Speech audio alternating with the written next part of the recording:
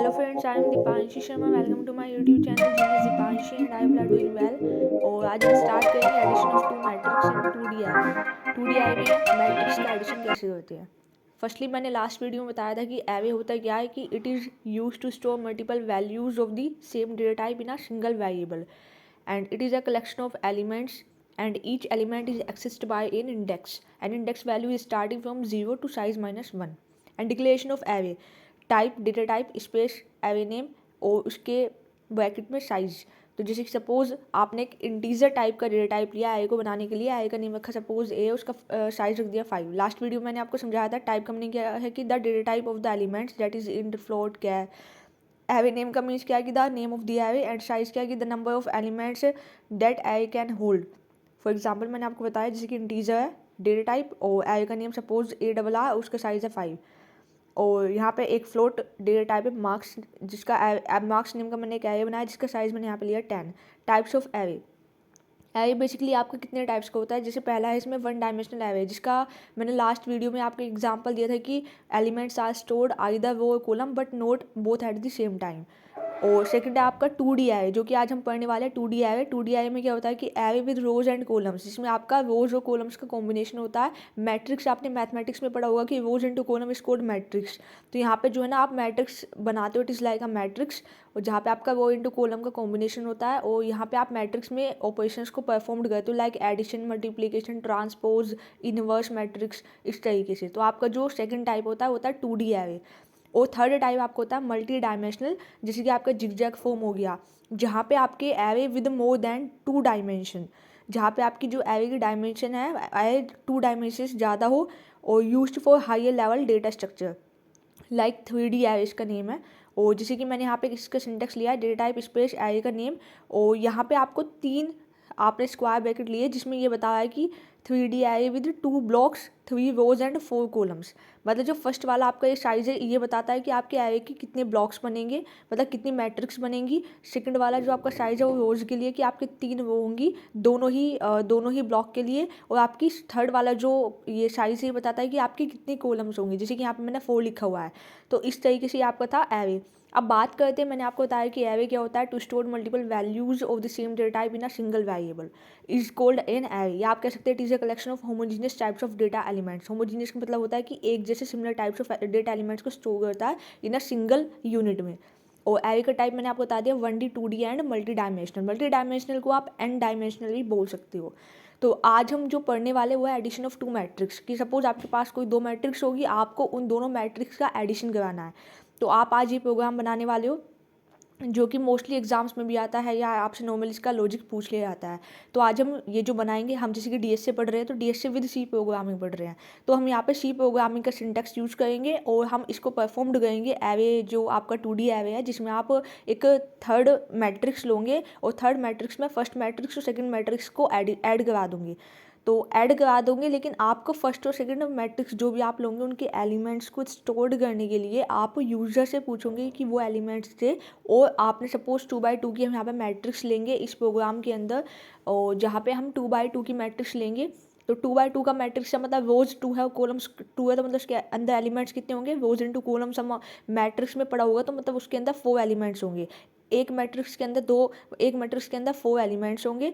तो हमने दो मैट्रिक्स बनाए 2x2 की, और एक थर्ड मैट्रिक्स लेंगे जिसके अंदर हम उन दोनों का एडिशन करा देंगे. और जब भी आप बात करते हैं मैट्रिक्स की और आप कोई प्रोग्राम सी प्रोग्रामिंग में बनाते हो तो वहाँ पे आपका नेस्टेड फॉर लूप का यूज़ होता है. नेस्टेड फॉर लूप बेसिकली क्या होता है, loop inside loop that is called nested loop. And nested for loop क्या होता है कि for loop inside for loop that is called nested for loop. तो हम यहाँ पे नेस्टेड फॉर लूप लेंगे जिसमें जो आपका आउटर लूप होगा वो आपको रोज़ को चलाने के लिए यूज़ होगा, जो आपका इनर लूप होगा वो कॉलम्स को चलाने के लिए होगा. तो हमने यहाँ पे सबसे पहले हेडर फाइल को इंक्लूड किया str.h. देन हमने यहाँ पे मेन फंक्शन बनाया. मेन फंक्शन का रिटर्न टाइप मैंने यहाँ पे इंटीजर टाइप लिया है, तो यहाँ पे रिटर्न 0 देना पड़ेगा. देन इसके बाद मैंने यहाँ पे अपना एक फर्स्ट मैट्रिक्स बनाया जिसका नेम है a, और इसका डेटा टाइप मैंने यहाँ पे इंट लिया है. और इसके अंदर मैंने 2 रो 2 कॉलम्स लिए हैं.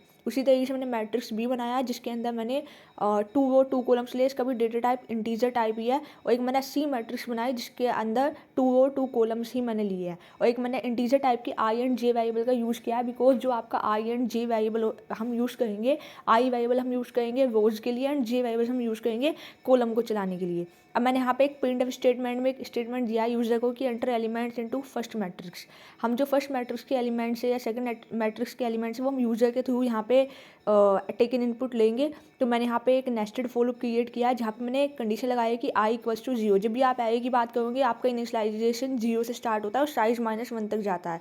तो आप में आपका जो आउटर लूप है वो रोज को चलाने के लिए यूज़ होता है। तो रोज में आपका साइज आपने a फर्स्ट मैट्रिक्स के लिए 2 दिया था ना, तो यहाँ पे कंडीशन लगेगी कि i less than 2 and i increment कर देंगे।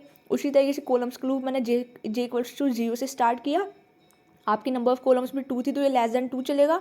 और उसके बाद जब भी आपको यूजर से इनपुट लेना होता है उसके लिए स्कैनर फंक्शन का हम यूज़ करते हैं। तो मैंने यहाँ पे स्कैनर फंक्शन लगाया और यहाँ पे एक ही बार स्पेसिफायर हम यूज़ करेंगे। इंटीजर टाइप का आपने एरे बनाया था तो परसेंटाइल डी लिया, और जब भी आपको एज एन इनपुट लेना हो तो आपको एड्रेस ऑपरेटर का यूज़ करना पड़ता है, एड्रेस ऑफ ए, और साइज में हम दे देंगे आई एंड जे। जो फर्स्ट वाला साइज था वो रोज के लिए था ना, तो आउटर लूप में आपने क्या वेरिएबल यूज़ किया आई, तो इसलिए आपने फर्स्ट वाले साइज के अंदर आई को डाल दिया और सेकंड वाले साइज के अंदर जे को डाल दिया, क्योंकि आपका इनर लूप जो है कॉलम्स के लिए यूज़ हुआ था।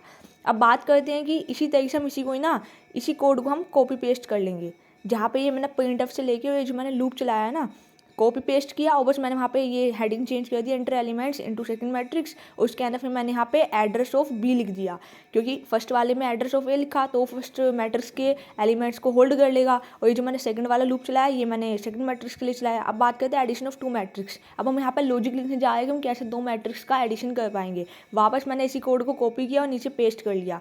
अब इसमें थोड़ा सा चेंज हम क्या करेंगे, जो मैंने स्कैनफ वाली लाइन लिखी थी बस मैं इसको हटा दूँगी। यहाँ पर मैं लिखूँगी, जो मैंने थर्ड एरे बनाया था उसका नेम था सी, तो C of I J equals to A of I J plus B of I जे।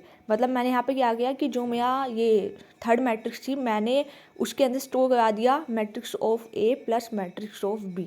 अब ये मेरा लॉजिक स्टोर हो गया और ये मेरा मैट्रिक्स थर्ड जो मेरा सी है जिसका नेम है सी ऑफ आई जे के अंदर स्टोर हो गया।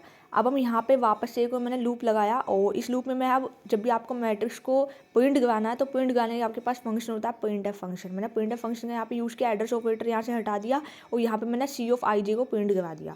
और इसके बाद मैंने इस इनर लूप के बाहर प्रिंटफ में \n कर दिया ताकि जब आपका फर्स्ट रो कंप्लीट हो जाए तो वो नेक्स्ट लाइन में आ जाए सेकंड रो को प्रिंट करने के लिए, सेकंड रो के एलिमेंट्स को।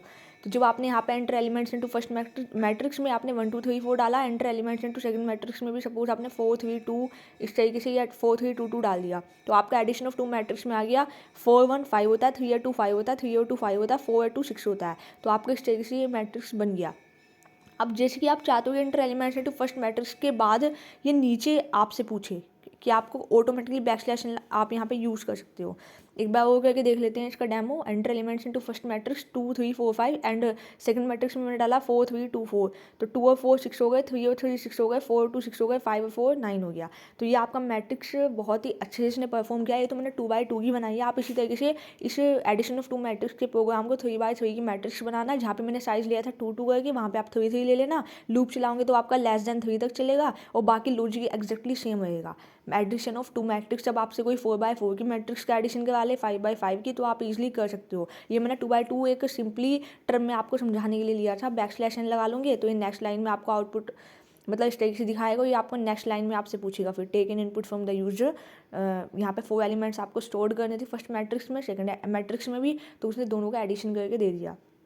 तो ये था सबसे सिंपलेस्ट वे में आपको समझाना कि how to perform the operation of addition of 2 matrix in 2D array with the help of C programming language. ये DST का पहला कंसेप्ट था एरे में मैंने आपको 1D बताया। अब 2D में ना हम मल्टीप्लिकेशन ऑफ 2 मैट्रिक्स देखेंगे, ट्रांसपोज ऑफ अ मैट्रिक्स देखेंगे, कुछ इसी तरीके से हम परफॉर्म देखेंगे मैट्रिक्स के ऊपर, जो कि बेसिकली आपके मॉक इंटरव्यूज़ में या फिर कैंपस प्लेसमेंट्स में पूछ लिए जाते हैं। So I hope you understand.